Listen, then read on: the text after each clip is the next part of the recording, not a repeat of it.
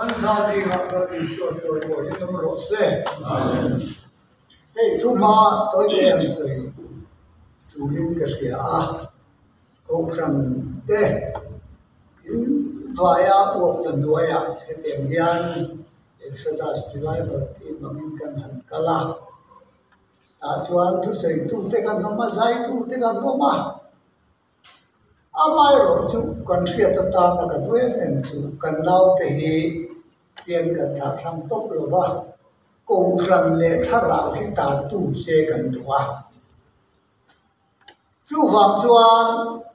em thà rào qua là te po hiền in po xe rồi chú thì khát thì te in ăn thu xây đàn tu te po hiền là cái nào em mà chân là anh có một cái chân nào mà chúng ta bỏ cho bạn này giờ thì cho ra tu ra cái này tin pi quay đi lại căn chalai rồi thì mình ra em một cái gì đấy vào cái này giờ đi lâu riêng mà căn vài hiện bên chuộc revival lại hiện căn chuộc revival lại hiện căn tiền cái gì chú cần thiếu tụi mình cái chuan giải về lâu hay lại lâu tiếng chùa cái mất thế mình tâm đặc tên tiếng về giải mang xí lo thì cái bên lòng thì cần tìm cái nguồn na cần chặt là na thì sẽ là gì thì cái mà làm bạn em cái em vui về cái tốt tin cái cần bên về thì cái mình biết vui là vậy hiện chúng ta đã chuan câu drama hiền câu drama hít đá tụt xe cần đủ thà rào hi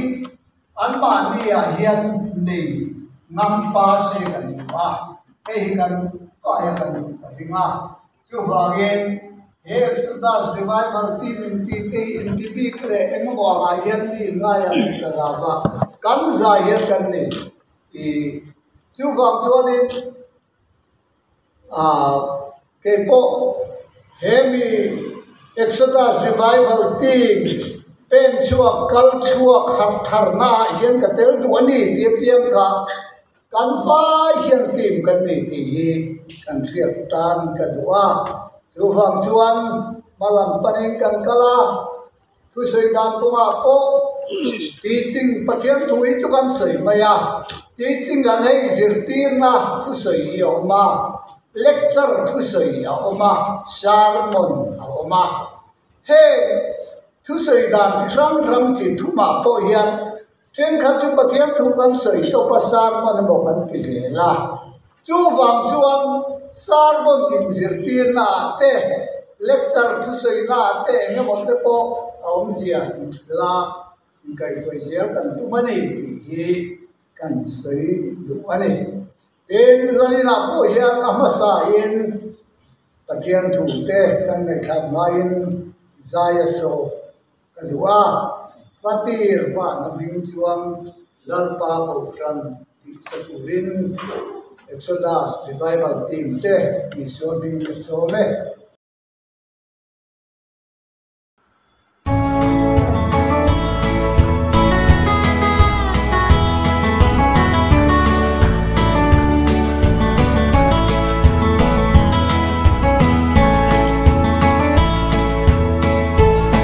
Zion fate kani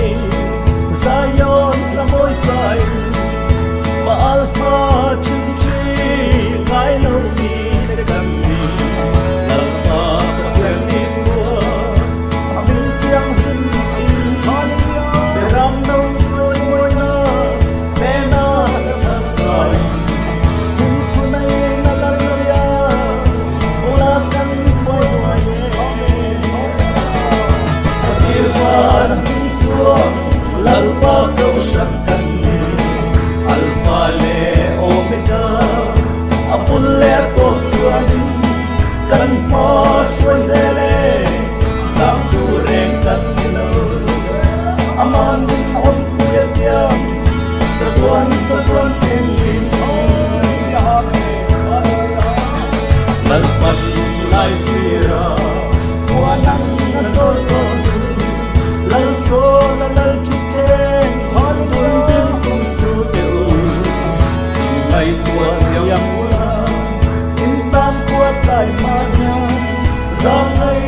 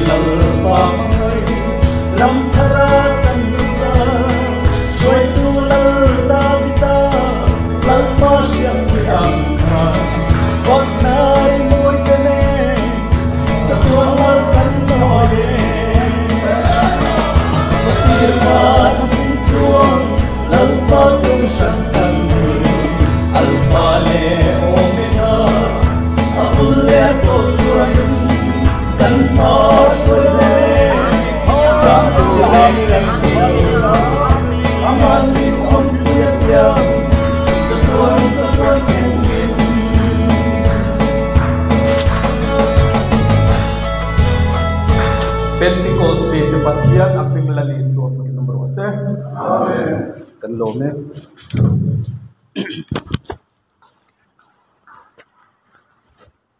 Exodus 15 welcome karabin ka to dia rose zanina kan se ki rom bung so pa dia kan bongin ti sa tak sa in thoi na ni ti kan se do na chu di chuan u nau tu in thoi na dum le chiang him le pathian long tlam le tu rin in taksa in la na pa nge na chu a in taksa in lan rang bo na in zanina hian kan sei do na ni chan chin tha lu ka sia bung som le pakua chang som ma mai khang u Baural te zoga sang dam tu ring mi ring fa pa hi alo kal ani le ani ya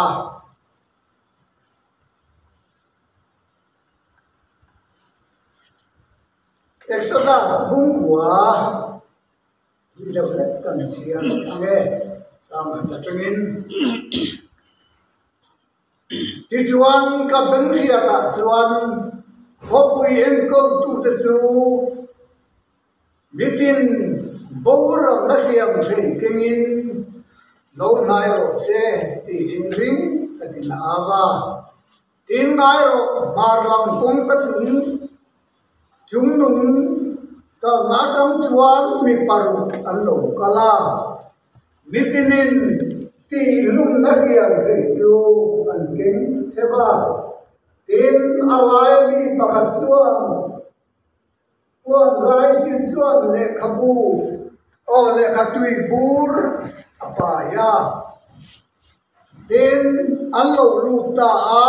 dar pai cham bula chuan an ding ta a tin Israel te pathian ro pui na chu a om na te atam chuan Jumi kong kabula chuan athaba ten kuan zai sin le khatui bur pai tu kha a ba tin lalpa chuan ne na khopui chu fang la Jerusalem chu fang chuak ro achuma thil te nom ti ka to te wa ma thoi pi chap thin de chu an sala chin chiang se atia tin midang te le na chuan ka hiat ge in anuma son khopui chu fang chuak pula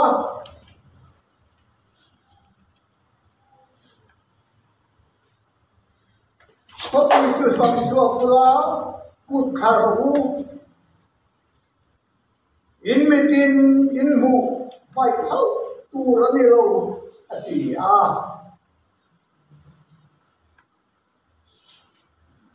Philippines tane na pola le khathon bungdi chama ne thaleam heri ru Krista iso pom kha namma ni amro se ani zongin pathian na ba pathian tu ko mu thir tha le the arwa tu ba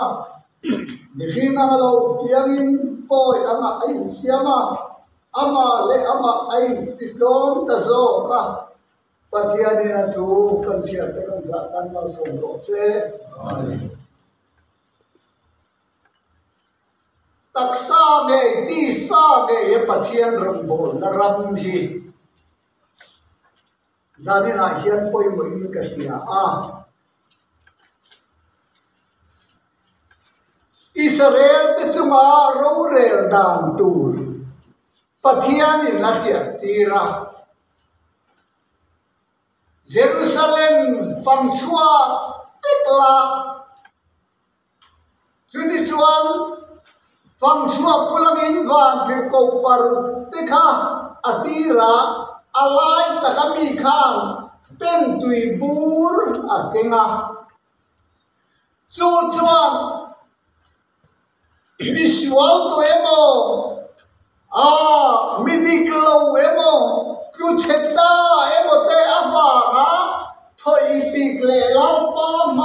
chi te chuan chala chin chia lo te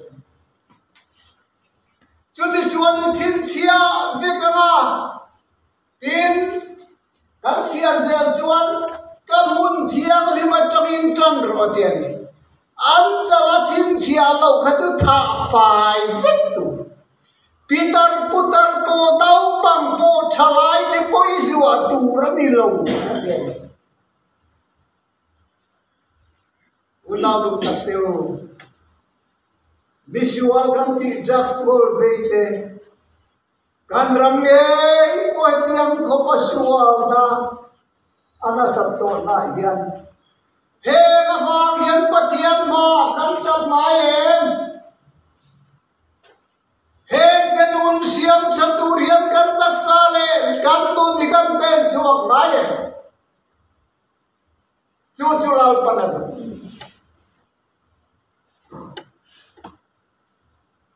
jo vangin thoi pika lalpa ma tap chin te chin sia lame chung te tri siwa turani khoi tel turani lo ma te ni lalpa phaginom ro se Amen. chu kan rong bo la tu re la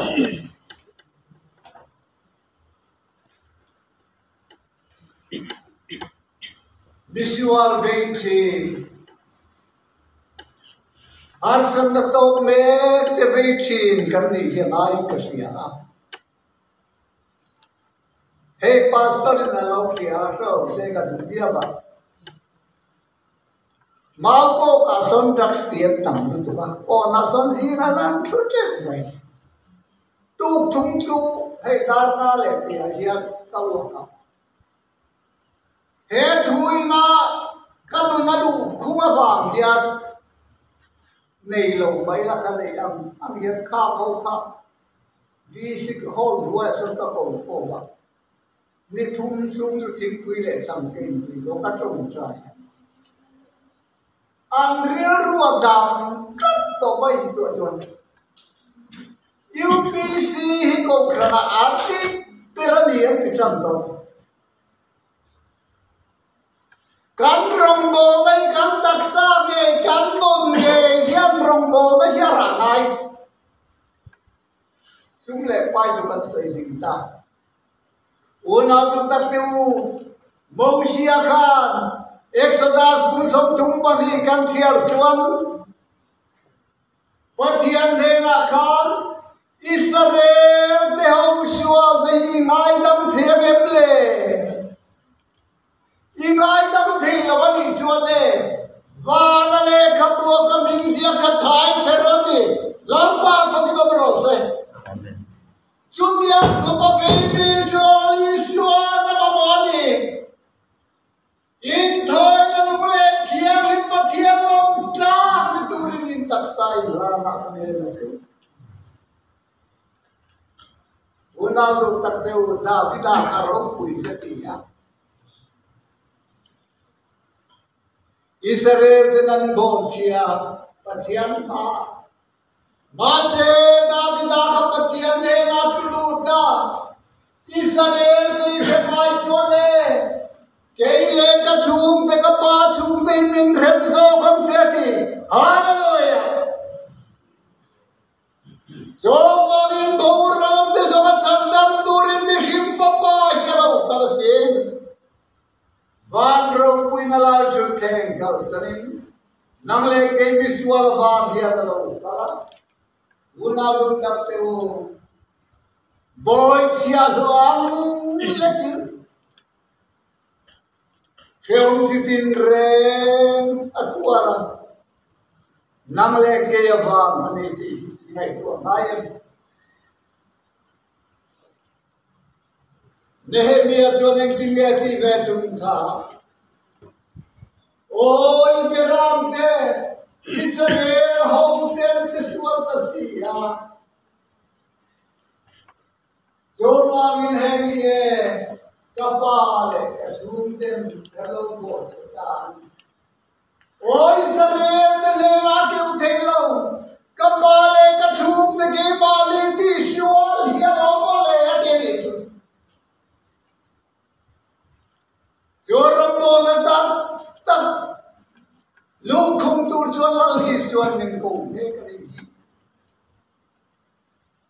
Heriro Krista Yesu bukan namba diam rose.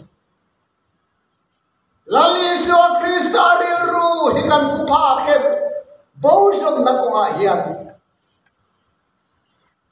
Tuha pejue ram tim Hong kui tekan dong ton missionary day tekan mang ton soi tura bahan tambe. Kan bosong tur tehi khoya menom ni nalama boume ani athil tia banga boume ani anmani amlo na tura om boume ani ti te kan nai puangai evile adam ponom lo na tura lo oma adam khoya ngeyom ati roi mai anbo Kovela bosong masakber tu patian kan nising min zoma adam asmani boy me ahian bosong turi lali suan binko kandak sale kan nun nam pang hiaduna tu tatu boy me ahian patian rong kan bol kita kovel hian min nor kita Japan ram missionary susah antiaka arang bolan me emang pinang panasa mase tu katsu tu pakathian nawar oma kain konvetor atiarong da top maya juda jamsuana ko khranen ko tele ni re rengkhat kan rong bol tu hian so na lo thak rengalong Jo bang chuan na rong bol na song ko khathai chia tam bai ni ta tu ta chuan su sa chuan ngai na khelo lampa in di siang e ni ti iswa na ni lo midang iswa na kha phur ve to ro de ni lampa fa kilomero se kan iswa na ni lo midang iswa na phur to hian lampa nin ko se Tujuan huna lokal sela enama minan nai to lo bakha tu khat tu nu chalo lokal ya khoi ka fa kha kalawen kol ve to ve tia ron la chu thom chu kong khan hoilan khia kam missionary to la fa ni mia lomen tuwen kola ning sia tin ren ka lo phurtira Masih follow ni reng le mantia. Amai khana rombo na rom izokan. Ona tu tatiu. Zanna yela Yesu Kristan. In thoi na nung thiang lim pathian lom tlak tu hai hiani. In taksa in hat nahi. In taksa in pek nahi ati ani chu. Jo mangin Hegan ram suanga banga riro topik lampa majap chin te hilapan achoy boy do nani yumi hura chuan chon moi kan ni ve thei nan pathian ye tu kan sa tan lor som ko se amen